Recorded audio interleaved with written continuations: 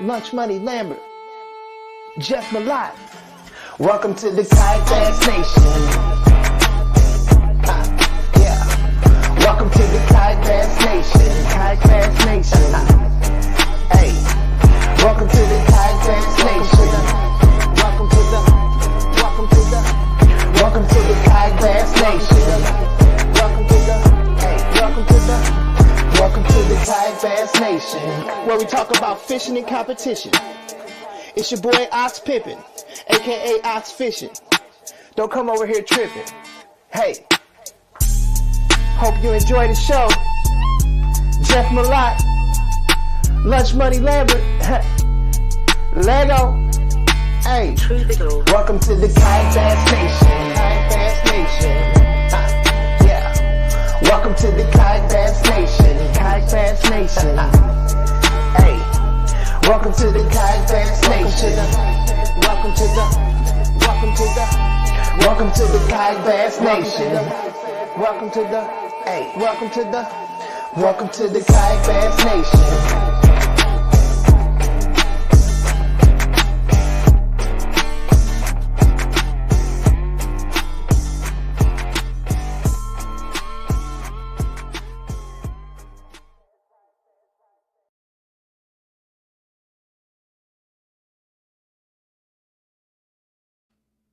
What's up, everybody? Happy Monday. Welcome to KBN Live. Ryan, what's up? Back on the road. I see you. Nice little hotel wall. Here we are. Road Game Studio. Road Game Studio.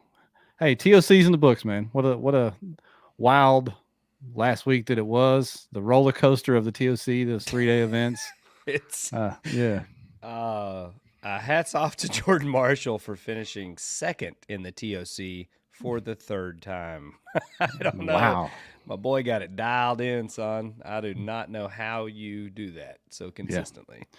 So we've got Caddo Lake's second place finisher, who is this year's champ, Brady Storrs, on the show tonight. Congrats to Brady. I hate to say he came out of nowhere because he was in the top 5. He was in the top 5, but with the last leaderboard check, obviously he was a good, I think 6 inches back, 5 inches back, something like that. So people were looking at the top 3 and trying to figure out what do they need to call to pass them. And then as the weigh-in went down in those final 2, when they announced it was Brady and Jordan in the final 2, I was like, Brady got him. He freaking got him. I mean, that's that became evident because you're looking at the 2 guys that were close to him, and I was like, well, if their names are already out, there's a surprise. Yeah, he freaking got him. And this kid has been. He's not a kid anymore. He's a young man, but he's been grinding at this for a while since he was a young kid.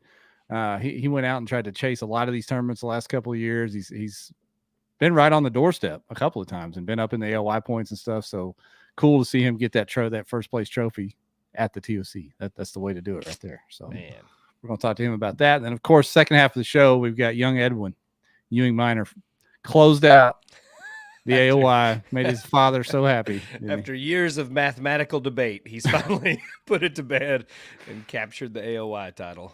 Yeah, man. So we're going to have him on in the second half of the show. And if you guys saw, right when we went live, I tried to put the banner up. We're doing a Revo giveaway tonight.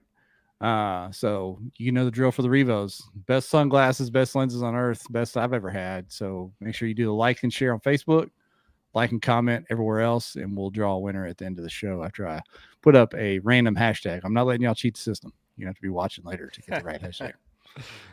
Yeah, don't let them slip. They've been trying to clip us. But yeah, TOC's in the books. That's kind of the ribbon on top, the cherry on top of the season, right? So now we look forward to 2024, and it's coming right up on us. Man, too fast. I wish we could add in like another month of off season. Be excellent. Yeah. So not a lot went down besides the TOC over the weekend, as it's kind of late in the year.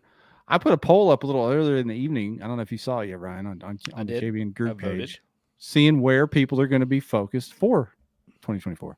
Mm-hmm. And it's interesting. It's kind of falling how you would think, and then there's some surprises there too. I think the Bass Nation state stuff is going to impact the overall landscape more than people realize. What do you think? Definitely, because I think if you're having these bigger tournaments with better payouts locally, I think you're a lot less likely to want to drive 8 or 9 hours to go fish, for maybe a little more money. But I just don't I don't see the benefit to it that much. So I think definitely as you see these state series kind of bolster their trails and participation, that's really going to impact, both sides of the national tournament scene. Yeah.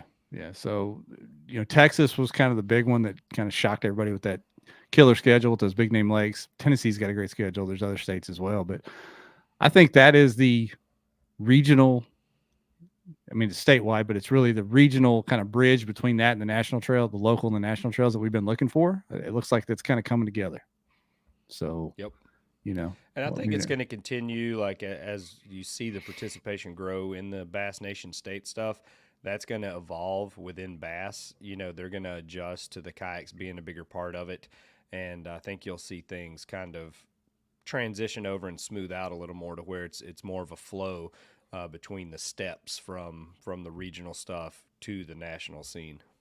Right. It's going to be good. I'm looking for. There's not one in Arkansas yet, but I've got a few of those Texas events penciled in for next year, just because it's not that far. It's not that far from where I live to get down there. Maybe come over to Tennessee and mess around a little bit. We'll see. We're coming to Fayetteville in February for some kind of bird hunt. I don't know, shooting some quail and pheasants and stuff. Fayetteville, Arkansas? That's what they say. So get ready, old boy. Come and see me, Ryan.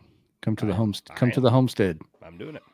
Yeah, that's cool. I'm curious where that will be. Can't be in one of those fly swatters. No, it's right outside of Fayetteville, but they said that's the nearest town with like Airbnbs. It's a bunch of the Texas guys coming up. Okay, probably heading out to Madison County somewhere. Who knows? But yeah, cool. That'd be fun. Oh yeah, exciting. What else went down for the week? Did you see the video going around? I think his name is Jacob Fouts, the Elite Series guy, talking about the truth about being out there on those tournament trails. Have you seen that yet? No, I didn't. I think it's Fouts. People in the comments can correct me. It was a pretty good video. He's not a YouTuber. It was not highly, well produced. He just threw his phone up in his boat and basically like broke down the true cost and how much this costs. And these elite guys are scraping to get by, can't get sponsor money. And he went into some real interesting things that don't directly relate to kayak fishing. But one thing he brought up, and we've kind of kicked it around in a joking manner on here before, is the, what do we call them, the patch pirates that logo up the jerseys with little to no value. They don't get a lot out of the sponsors. And he explained how that can hurt folks on the upper ends of things, trying to get actual support to get out there and chase higher level trails. Now, we're not there yet in kayak fishing anyway. We're all still opens, things like that. But as we develop and as we try to level up payouts and stuff like that, we're going to obviously have to have an infusion of sponsor money to the anglers to be able to cover that stuff. And if they can get it for free, they're not going to give it away. They're not going to give people cash to drop that exposure, right? I mean, that's been one of the kind of fights that I've been a part of the past few years, is like crossing that line from discount, whatever, to actually getting paid. Like, and you have to like present a case to these companies of where your value is and why they're better off investing their money with you instead of just, giving Joe Blow 25% off a pack of worms or whatever. Right. Like he basically acted like, hey, product's no problem, but actually getting financial support's can be a problem. It's tough. It is. It's tough. It's pulling teeth. Diggs Outdoors said he saw that, and there's a follow-up video the next day saying a sponsor dropped him the next day. Holy smokes. I did not know that. No more free worms for you, sir. Anyway, I appreciate the dude doing the video. He was just upfront and honest about it and sticking his neck out there. John, are you not watching the in-season? I don't know how to watch the in-season tournament, John. Are you aware of that, Ryan? The NBA in-season tournament? I didn't even know the NBA was still a thing, man. This is year one of there's a tournament within the season to determine the NBA Cup champion, I believe is the name. Oh my God. Are you kidding me? Yes. They're just trying to make LeBron win some kind of championship. I don't know how to follow the bracket. I don't know what's going on. I told John that like 20 years from now, there'll be people in DMs arguing about who's got the most cups. They're going to just start doing like the California State Championship NBA just so you get a ring somewhere. Yeah. So John, no, I don't know. When I'm watching a game, when they put that weird court, I know it's an in-season tournament game because they changed the court and make the weird jerseys. That's the only way. It's the only way I know. So it looks like arena football out there when they do the tournament games. I love it. Yeah. But yeah, we're going to get Brady in here in a minute. Before we do that, obviously we want to shout out the sponsors. The whole show presented by Eco Fishing Shop. Pretty new on the scene for us, but they've been killing it nationally for a while now. Ecofishingshop.com. You can find basically whatever kayak or accessory you need And most of their kayaks are zero shipping. They don't touch them with a forklift. They'll get to your spot damage free. So head over to ecofishingshop.com and get loaded up. And if you're in the tri-state or 4-state area, they've got one of those shops in the back where they can rig your stuff up and make it just how you want it. If you're not a DIYer, they can do it for you. And I think when Travis was on, he explained even if you can't go there, they'll get on the phone and walk you through how to put yours together. So top to bottom service over at Eco Fishing Shop.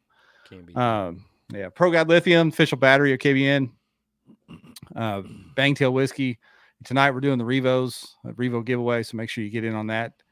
You guys know how to do it. I know it's Tuesday, so some of you aren't used to this, but it's on a Tuesday, but it still works the same way. Like and share on Facebook, comment everywhere else. That part didn't change. Marshall got to meet Mr. Bangtail last night. Old Brandon being in person. Oh yeah. Okay, he's up in Nashville, part of the Riders Rounds or whatever. Family gathering up here. Okay. And if you guys are following us on Facebook and Instagram on our stories, we've got some pictures going up of some of the gill stuff. I mean, it is time to get your new rain gear, cold weather gear. So get over to Gill, use that KB Nation 25 code to get you some big savings. I went over there to verify that code works, Ryan. Yes. And put in the Meridian set, and it was literally over $100 off with our code. So trying to help, brother. Trying to help. We're just out there trying to help. Save you some money. Save that money. Let's do it. But yeah, we appreciate them. Couldn't do the show without the sponsors because we couldn't give back as much to y'all. With that said, how about we get the latest TOC champ in here and talk a little bit about what went down over next to your house. Yeah. Yeah. Yeah, it was out there, I heard. Yo, what's going up? on, Brady Storrs? Nice being on. Thanks for having me, guys. Yes, sir, man. Where does the nickname Stormy come from? We got to know that right away. It comes from this lake in Iowa called 12 Mile that had a Bermuda Triangle type weather system move through on a summer tournament. And my buddy Kevin Workman and Tori Boma and I were all trying to not die in the tornado. So we were all doned nicknames from that storm, and I got Stormy. Okay, there you go. That's a legit way to get it. So perfect. When was that event? Was that during that Midwest series back in the day? Sure was. Sure enough. How about that? I reference that series so much with all you Midwesterners that we have on here. Yeah, that was the year for sure. So is that where you kind of cut your teeth? Is on that Midwest trail there? Getting more into like venturing out and traveling, and I had just turned like 16 or 17, so I got my license. My mom sent me down the road to go to all the Midwest states fishing that series, but before that I was fishing our local club called Tale of Two Cities, which is now the Sticks kayaking or Nebraska Kayak Anglers. But yeah, the Midwest was like kind of my first thing that I had to really travel for. Some good anglers in that. I'd say that helps sharpen you up. Yeah, they are legit up here. Underrated. And I think that's where Christine kind of cut her teeth too, because she was just dipping into bass fishing at that point. You got the Workmans up there, a lot of other good anglers up there. So you guys, a lot of talent up in the Nebraska Kansas area. Iowa, Missouri, obviously Indiana, all those places. Yeah, they always come south and take that money, Ryan, from the Midwest. We try. Tennessee boys tried real hard. Yeah. We got some comments coming in. Remember, we're doing a like and share contest tonight on Facebook. Hit that like and share for the Revo giveaway. We're going to talk to Brady about what went down over on Chick. Before we get into the actual tournament itself, man, I got to ask you about these two photos. They had me cracking up. These are the most like legendary way to share your TOC trophy ever.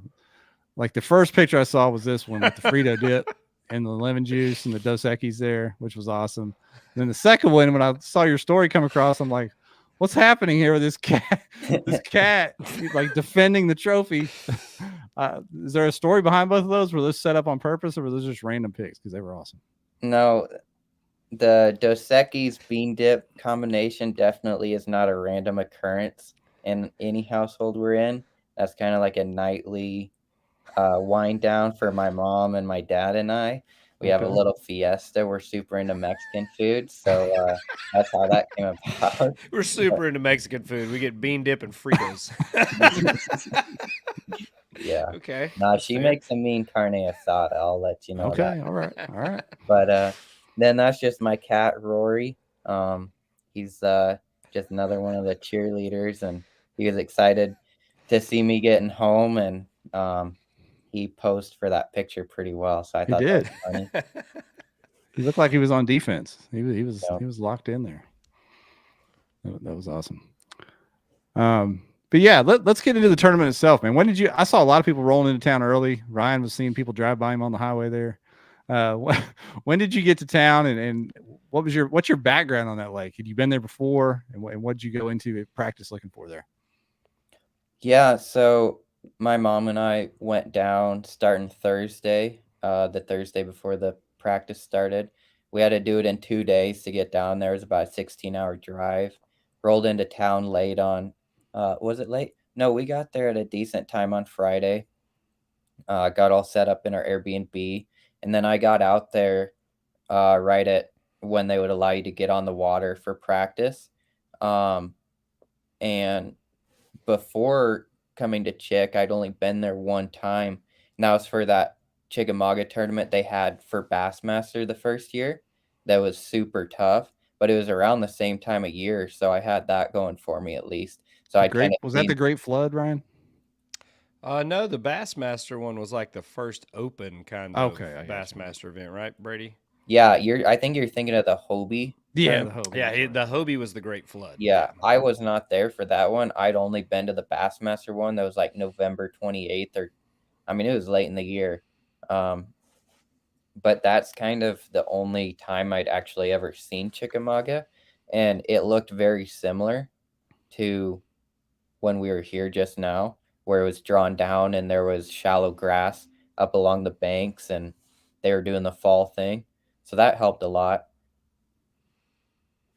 And how, like, did you have kind of in your head a certain area that you wanted to look for on the lake? How did you go about breaking it down to find what you ended up, settling in on? Yeah, what I look for on lakes never really changes, especially in like a big tournament where you're not fishing for points, you're just fishing for the tournament when I'm trying to win. I'm just looking for stuff that is kind of my strong suit, what I like to do. So I'm always looking for like main lake type things with shallow water access and deep water access, grass, kind of the whole shebang, as many different variables as I can uh, get in that one area. So that's what I always look for. And I had several ramps marked down that I wanted to go check all the way from the bottom end of the lake to the top into the river. Um, and I was able to find those deep water access areas really fast. And I found the fish really fast too around there. Um, all practice, they were biting really well for me. They were just doing the shallow fall schooling thing where they were pushing bait up into the grass or the backs of pockets. And how did you approach practicing for this tournament? Did you do it any different with it being a 3-day event? I mean, there's a science to practice. Obviously, you got to lay off the fish a little bit, but were you more sensitive to do that with it being a 3-day tournament? Not really. I'm kind of fortunate in the way that I practice where I really don't catch many, like, I don't fish for fish very much. I just kind of look for areas that suit my style of fishing. And I love fall fishing because you really don't even have to catch fish because they show themselves to you so often where they're schooling on that bait, they're blowing up all the time. So if you just keep going back to areas that look good throughout the day, 2 or 3 times, you'll come across fish if they're in that area. They'll be blowing up at some point. So I didn't really change the way I practiced, but I definitely just when I would find fish, I'd spend time in that area looking for other places that would be a close pedal for the tournament that had more fish. Did you end up utilizing multiple ramps during the tournament itself, or did you pretty much just stay locked in on one area? It was one area, but it was a big area, so I did end up making a ramp switch just a couple times, but I started at the same ramp every day, and then once or twice I did pull out and run about 10 minutes down the road just because the wind was kind of blowing hard and I didn't want to pedal for 40 minutes. I'd rather just drive. It's probably smart. Let's get into the tournament itself, man. I've got the leaderboard pulled up over here. Well, I'll throw it on the screen. Let's see. So day one of the tournament, solid day, seventh place after day one, 82 inches. Day two of the tournament, another solid day, sitting in 8th place, but that led to that story we were talking about at the beginning. Like you were just kind of hanging back there, sitting in. I think were you in 5th heading into the final day? Where were you at heading into the final day? Is that right? Yep, 5th. And then you saved the best for last. Obviously, at the best limit on the final day, and climbed all the way up there. So take us through those 3 days and what you figured out as the tournament progressed. Yeah, so like I was saying, with the way that I practice, I don't really fish that much. So it's kind of a curse sometimes because I don't always have the fish super dialed in. And in this tournament, I'm kind of thankful I didn't because we had different or changing conditions. So I started and caught 82 and a half. And after that day, I was pretty confident I'd kind of dialed them in a little more. And it showed the next day when I caught the 85 and a half. So each day I just kind of kept progressing in what those fish wanted. And also noticing the bass boat pressure and what that was doing to the bite. And I was able to go to more of a subtle approach on the different lures that I was throwing to try to trick those fish into biting on those last 2 days. What happened from day one to day two? Because was it just people getting dialed in, or did conditions change? Because if you look at the top 10, the limits on day one and day two, there was a decided increase in the average limit in the top 10. Mm-hmm. So what happened there on day two? Day one was sunny and calm all day. Day two, it was sunny and calm right away in the morning. And then at about 9 o'clock, the sun disappeared behind the clouds because there was a rain front moving in on Friday. So the clouds showed up on Thursday. And as soon as those clouds went over, I caught a 19-incher. 5 minutes later, I caught an 18 3/4. And I would assume that's around the time that the leaderboard probably shot up because those clouds came over and it got right in a hurry. That makes sense. Love it. Trying to catch some comments here. What was it you? I listened to the awards. Was it you that was talking about like a certain frog or something that they were really for some reason just keyed in on that one particular thing? You said you had to make a run to a bait shop or something. Is that right? Mm-hmm. Tell us about that a little bit. Yeah, my mom and I ran to the Real Deal Tackle Shop. They put on kind of like an anglers meeting during practice, which was super cool. And then they had a discount for all the Hobie competitors. So I just want to give a quick shout out to them, but they have an awesome frog selection. So I actually have the frogs here. This is the Cara or the Jackal Cara frog. Uh-huh. And it's a smaller size and it has the spinner, which I actually customized this spinner. It comes with 2 Colorado blades, but this spinner would go on the back like this and act as the tail. If you see, I took the tail off of there so that you didn't have all the plastic floating around in the water, because I was fishing on day 2 and the beginning of day 3. I was fishing more open water over grass. And so this would sit there, flutter as the waves would hit the frog and kind of act as a dying bait fish. So I was actually using this to mimic a shad rather than a frog. And then as day 2 rolled around, for whatever reason, it got a little harder to catch them on this one. So I took the blade off and caught my biggest fish on this, but then they were up in the mats more. So I switched to this frog, which is the snag proof. And I'm not positive on the model of this, but as you can see, I took the skirt off of that as well. This is it sits in the water a little heavier. I think it's a 1/2 ounce. I think they're the same weight, but it's just a little bit bigger, so it displaces some more water. And this is what I ended up culling up with a bunch right at the end of day 3. So you just fished it with no skirt at all on the back? Right. Yep. Man, up And there with them legless frogs. yeah, that's a Kevin Workman trick there for when they're Just cut their legs off. Boy. Yep. All you do, all the legs is some skirt material tied in a knot inside of there. So you just pull it out. You don't even have to cut them off or anything. Using those Nebraska tricks. Nebraska they walk tricks super well, as kind of like a spook when you take the tails off. They walk super well. Also, I'm sorry, I cut somebody off. What was No. Matt Miller on YouTube saying that's some juicy stuff for real. They're figuring that out. We got some questions rolling. Let me hit you with these real quick while we're thinking about it. We got all kinds of them popping up now. Yeah. Larry Hill, what's your frog setup? Right now, I use a little shorter rod than I would like to. It's a 7.3 Akuma TCS. It's a heavy, extra fast tip. And I want a little bit longer rod, probably like a 7.6, and I'm going to end up upgrading to one. That Akuma, I believe, is discontinued in the model I have, but I think they still have similar models. And then the reel that I always use is a Shimano 200K. In a fast gear ratio, like an 8-to-5 or something. Then I always use 50-pound braid. With fishing out of a kayak, your kayak always gives a little bit on hook sets. So I never have a problem with breaking off on 50-pound braid. People in boats sometimes do, I believe, just because it's more of an anchor when you set the hook. So I like the thinner braid because it'll cut through the grass a little bit better when whatever application you're doing.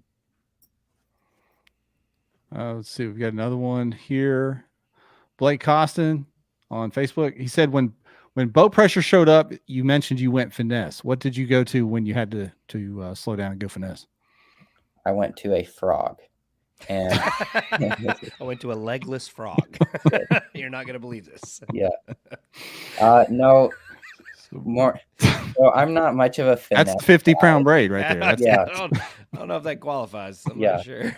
Well, if you're throwing like 8-inch glide baits or something, and you downgrade to a frog, that's a little guy compared to a glide bait. Oh man, that's called a humble flex right there, or whatever you call it. Yeah, drop shotting a frog out there. Went finesse, put a spinner on the back of my giant frog.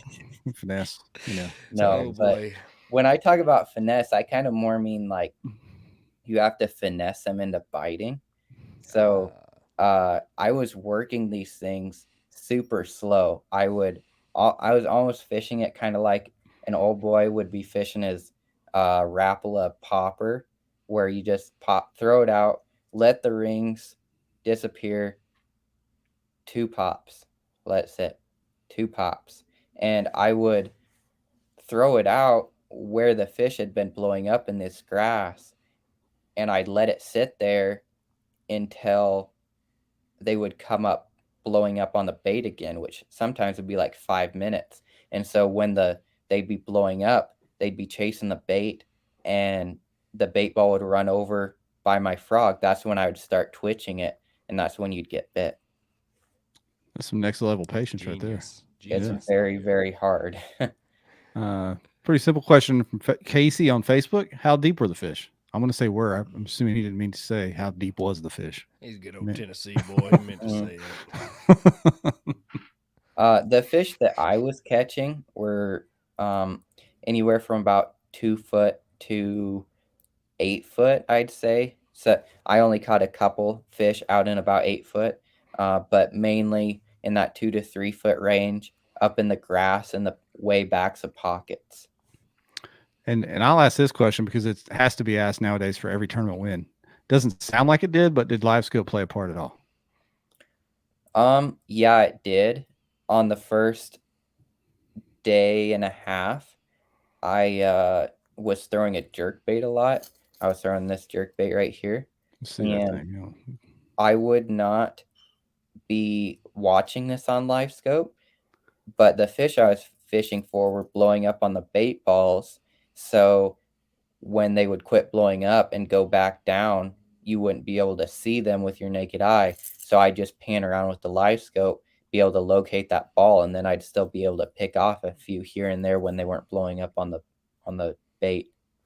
Did I see you double up on that jerkbait in one of your pictures you posted?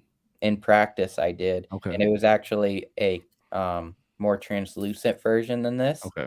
I switched to this when the cloud cover came over on day 2.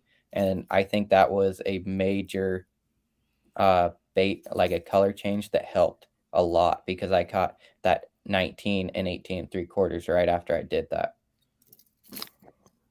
Genius. Another question from Facebook, Calvin D. How many years did it take you? Yeah. How many years did it take you to fish the conditions and not get stuck on one pattern? He's a young man. Took his whole life. Yeah. I don't know how many years exactly, but I used to be the one rod kind of guy where I'd literally take one rod and just like, it was a bait caster. I'd throw a jig, wacky rig, buzz bait, frog. I mean, it was stupid, but now I kind of just keep moving until I find something that I like that I can catch fish on. So I still probably get kind of hung up on it. I just kind of have learned and how to apply what I like to fish to different areas. And the live scope and getting offshore has definitely added to that, because if you're throwing a jig in 2 foot of water and you're not getting bit, you can back off to 8 foot of water, find those brush piles with your sonar and end up catching them. But yeah, it's something that I definitely do still get hung up on, but everybody does. And I sure am trying hard not to. Well, seems like you're doing pretty good after just capping that tournament off. Yeah, you're doing all right. I heard you mention something. I think it was during your speech at the weigh-in.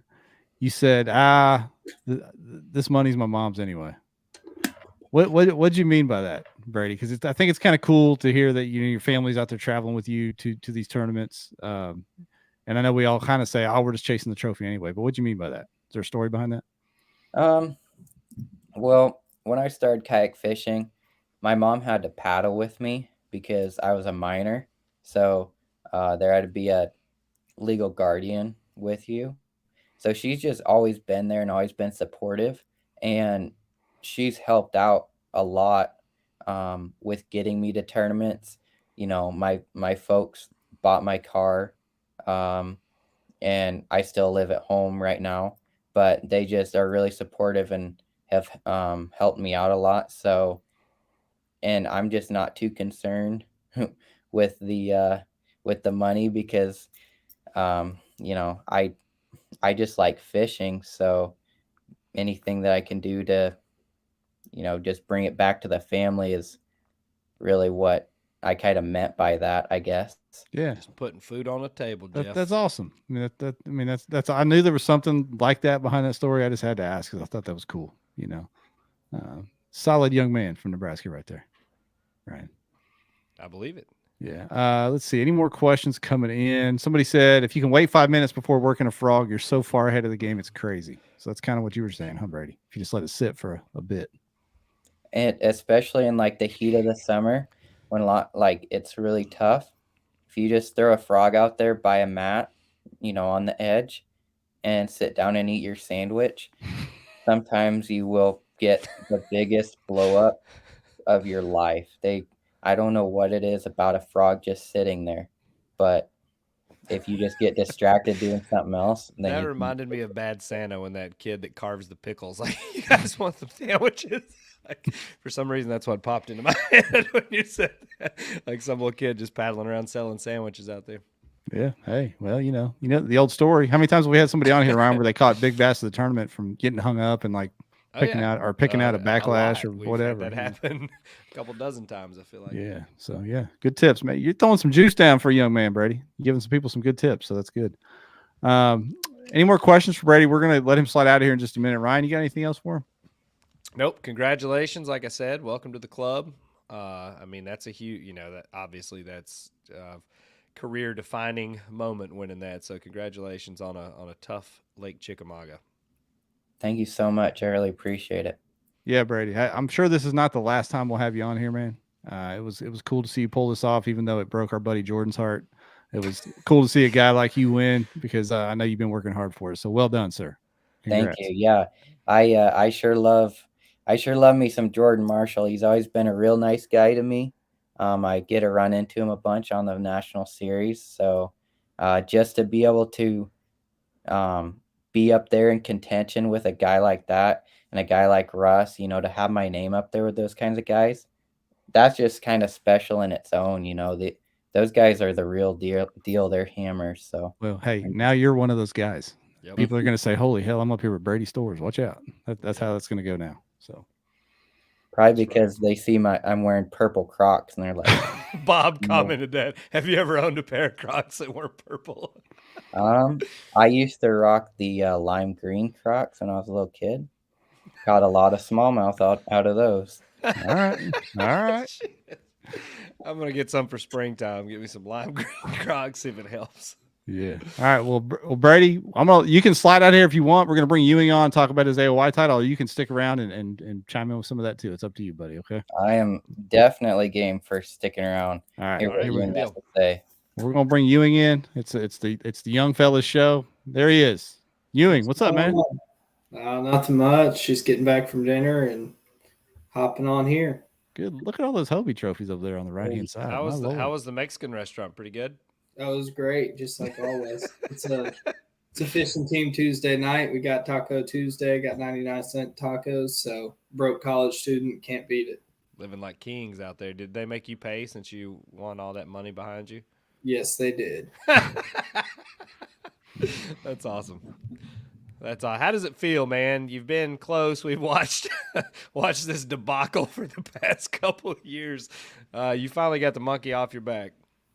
Yeah, I mean, it feels great.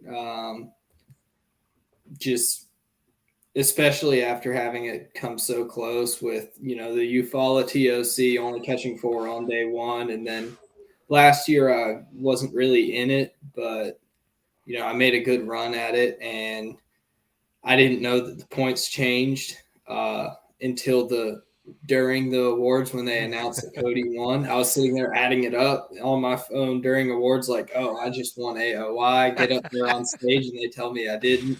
Kind of a classic me move, just messing stuff up like that. But this year it was, on day 3, once I caught my 5th fish, I was like, all right, I got this. And it was like 10 a.m.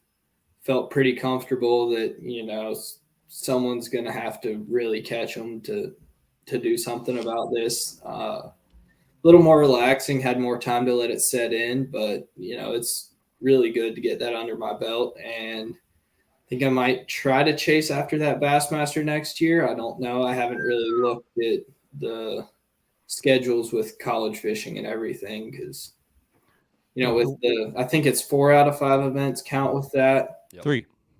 3 out of 5. Oh, look. They stuck with 3 this year. You got that in the bag, pal. Yeah. But, and the way they spread them out, it makes it a lot easier too. There's only 5 throughout the whole year. So it's really depending on how the college fishing scene goes. Because with the BOS, they had 9 events this year and 8 next year to make, enough of those to be competitive for 4 of your events is a lot easier than being competitive in 3 of the 5, given a busy schedule with all the college fishing stuff, classes, can't miss too much. But that's really my next goal. I want to try to chase that down. Steve-O runs a great trail over there, and it'd be great to see my name up top there. Do it. Get a blue trophy. Yeah, you need to change up the color scheme on that wall back there. Add a blue trophy. I've got the big bass over there. Yeah, okay. The state trail. That's close. You're getting there. So the AOY is a grind, whether it's local, regional, national, whatever. It's a grind to win an AOY anywhere. So much less on a series like this, which has been known as kind of our elite series for several years now. Can you tell us a defining moment throughout this year where you thought, not that you had it in the bag, but you felt like momentum was on your side? Probably on Seminole when I cracked over 100 inches for the second time in the year. I mean, I've only caught over 100 inches 3 times in my life. And that was 2 of them were during the tournament this year. Just kind of special to line up like that. The other time was on Gunnersville during one of the Hobie college tournaments. So, I mean, that was kind of just felt on top of the world like that. Just especially catching them on a big bait at that tournament. That really helped get a fire going. And with Seminole, was that your second win? Yeah, right? It was. Yeah.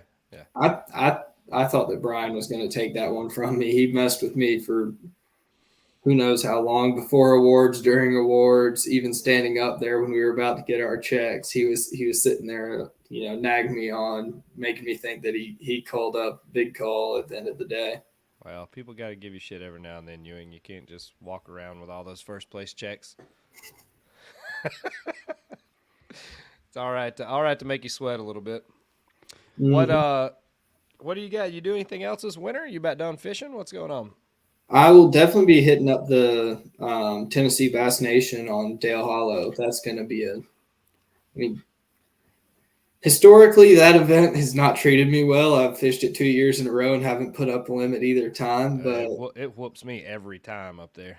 I think I've finally cracked the code. I've been fishing the same area both times, and I just I've spent some time up there, and I don't think I was in the right area of the lake for my style of fishing, and expanded on that. Hopefully it'll be a little bit better to me, but regardless, someone will win it with high 90s, maybe 100 inches. It's always a great event. If Kayak Series ban live scopes next year, are you going to quit fishing? Probably. I will say I don't think we have to worry about that happening.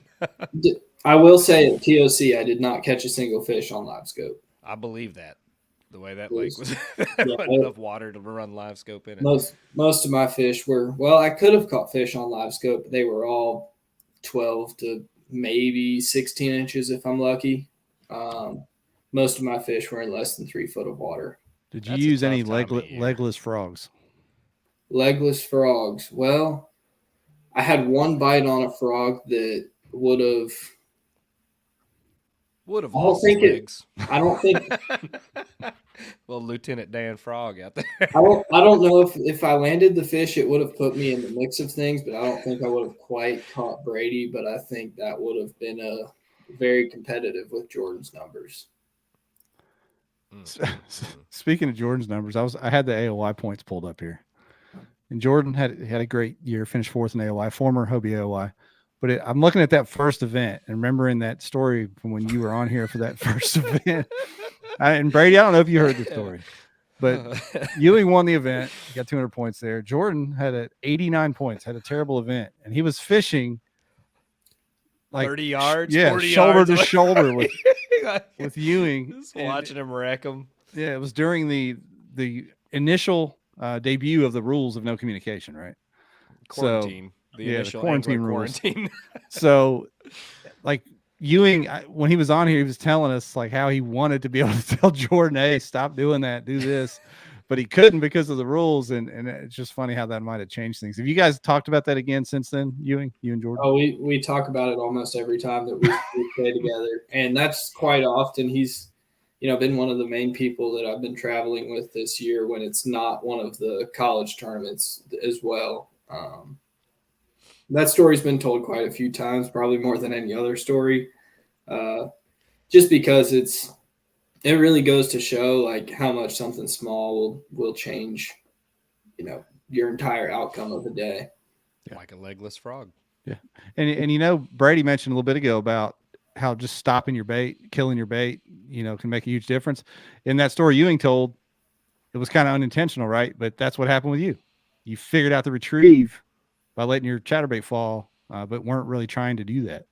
I will say the one bite I got on a frog at Chickamauga was, I had been, they were blowing up in the mat and everything. I'd been throwing frogs at them, the whole time. And during practice, I had a pretty good frog bite going on, but couldn't get any blow-ups on it during the tournament. And the one bite I did have on it was, there was like 5 minutes left in day 2. And a really big one comes up, blows up in the mat next to me. Throw the frog out there, pop it up to it. I'm like, you know what? I've been working it really slow, but I haven't let it sit. So I let it sit there for 15 to 20 seconds.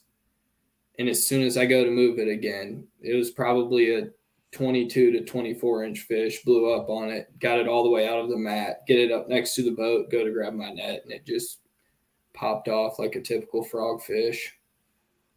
It's a heartbreaking way to fish a tournament. Yeah, it really is. I get stressed out trying to frog fish a tournament. We got some more comments coming in from YouTube and Facebook. Our Facebook is glitching on us tonight, Ryan. I don't know what's going on over there. Really? Zuckerberg's messing with us. But I see Rolando in the comments from Facebook, so it must be working again.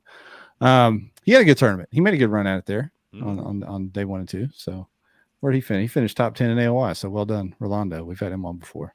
This fish should have been worth $1,500, but they separated into 3 different days. That's smart. True. Biggest bass of that was really big fish. Same with Dusty's fish. Those were both giants. Marshall said he dumped one like a freaking 24 on day 3, first thing at the net. He said, like, I was pissed off, ready to break everything for about an hour that morning. I had to get away from Marshall after day 2 awards. He was, he was appreciative that he was able to finish that good, especially after his day 1. But I know that his 3rd time in a row finishing 2nd in the TOC, that's got to sting. We took the sting off of it a little bit last night. He's about 2 blocks away now. I'm gonna go help him get back on the horse here in a minute. Oh, I'm sure. Yeah. Any questions for Ewing or Brady specific? We'll throw them up on the screen for these guys before we let them get out of here in a little bit. You already mentioned chasing bass next year. Brady, you going to try to do that next year? Are you going to focus on BOS or are you going to do them both? What's your plans for next year? Well, my family actually is taking over a Hobie dealership here in Nebraska called Select Sail and Sports. Oh, yeah. So I'm not positive what next season's going to hold for me, but anytime I can get away to go fish a tournament, I definitely will. I'm thinking that I'm definitely going to be able to fish some more local stuff, which I'm really excited about getting back into. And then hopefully go hit up some of the All-American, which is a Midwest kind of regional type tournament series that they're putting on. I talked to Gene. He's going to help Josh Booth this year with some of the promotion of that trail. They're trying to blow the thing. We kind of hoped it would blow up when it first started a few years ago, and it's had trouble getting its legs. I don't know what it's going to take to kind of get those numbers up. What do you think, Brady?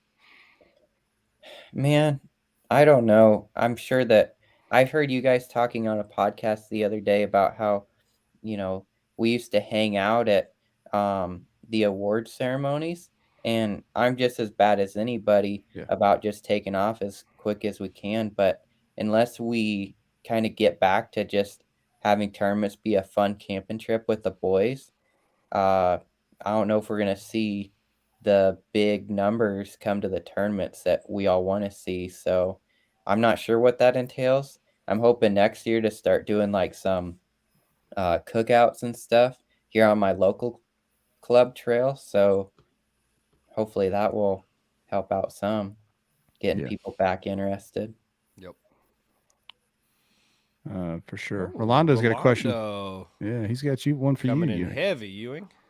What are your plans after college? Fish professional? Question.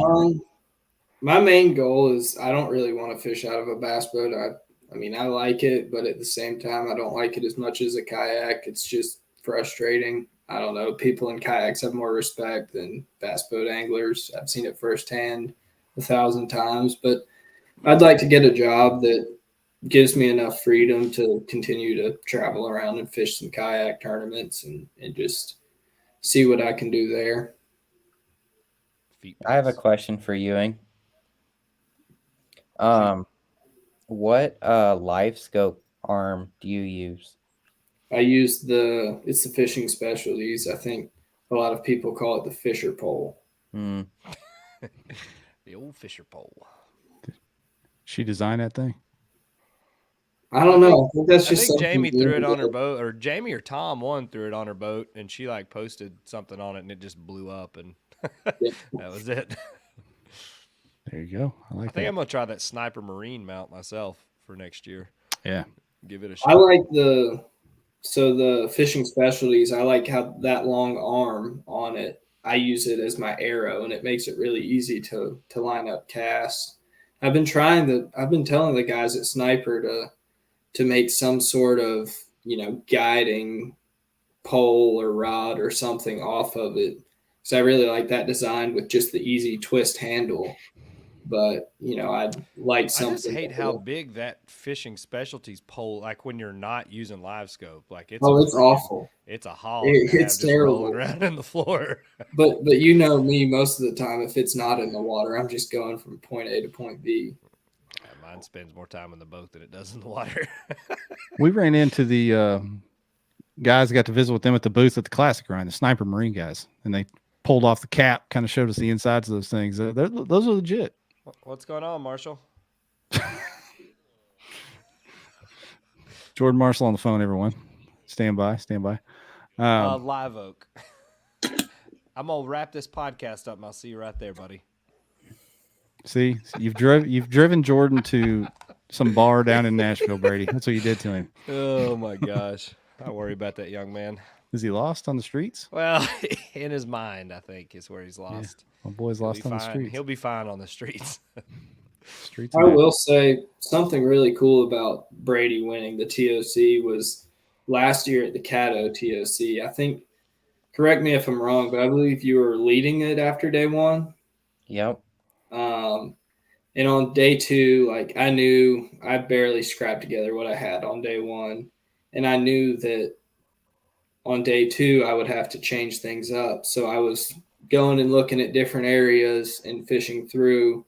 I run into Brady. He had the camera boat sitting there on him, and we were just a small little drain coming out of the river. And I asked him, I said, "Hey, where are you fishing?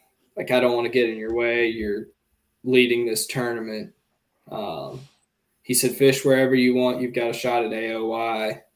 And the fish came up schooling in front of me, and I was like, "No, I don't want to get in your way." He said, "You should probably throw those right there." And I caught like an 18.5 and a 17.5 on back-to-back casts, which I believe were the two biggest fish of my day two limit, which that was really cool. I've never had any kind of experience like that with another angler on the water. So just, that was something that came to mind when, he beat Marshall.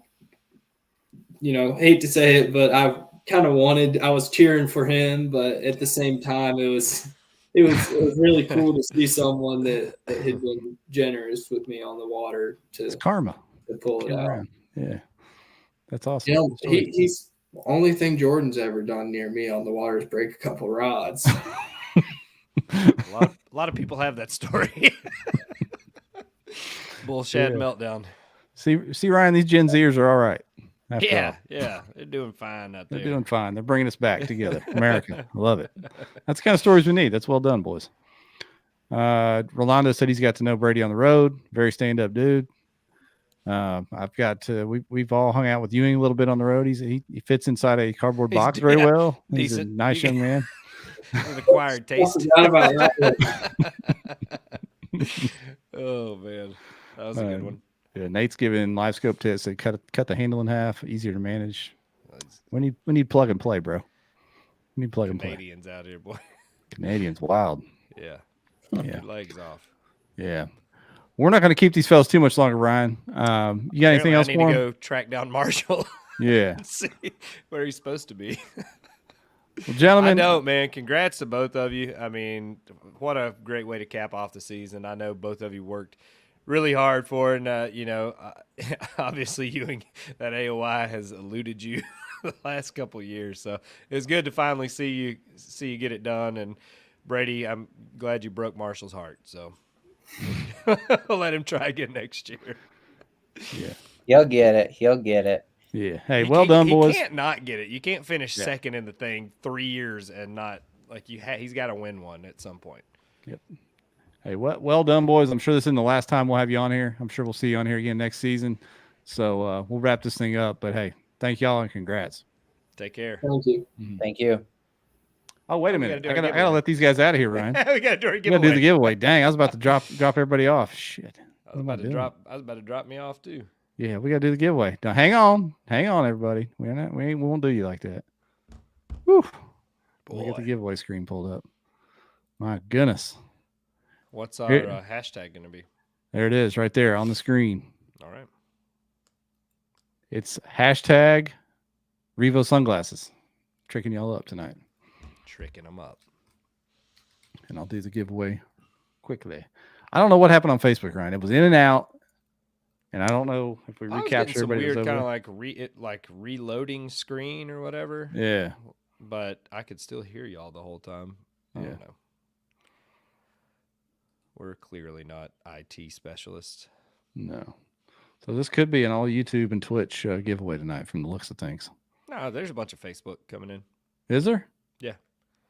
See it like the top deal that shows us our viewers. It shows like 1 on Facebook and 50 on YouTube, and I know that's not accurate. Well, it may not be showing the viewers from Facebook because the numbers do look skewed, but there's like 20 Facebook hashtags. Yeah, the comments are flying in, so I don't know what's going on over there. Come on, StreamYard. What are you doing?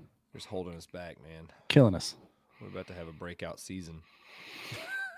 Facebook work. So maybe it's the software on this end not reading the numbers. I bet that's the It's deal. probably not reading the viewers because it says we're at like 50 right now. So yeah.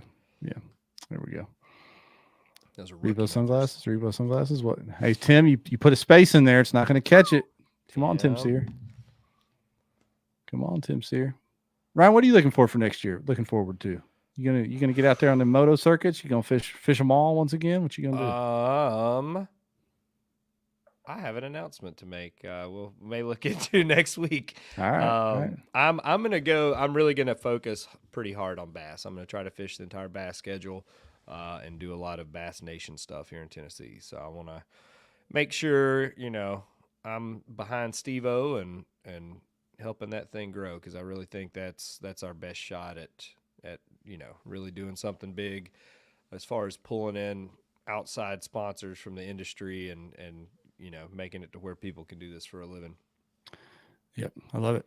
Good stuff. I'm planning on hitting the bass at least 3 of the 5, and then dipping down into Texas for some of those state ones. Levi just said on Facebook his was showing like 1 viewer all night, 1 to 3 viewers, even though we've got 25, 30 people in the comments from Facebook. So something's out of whack. Who knows? Who knows what's going on over there? Kenzo Kayak Adventure 2024. Steve says. Is that his new trail name? He's naming it after my daughter. Hey, here we go. All right, y'all. Let's do this giveaway. Get Ryan down to Broadway. Let's do it. I'm not going to Broadway.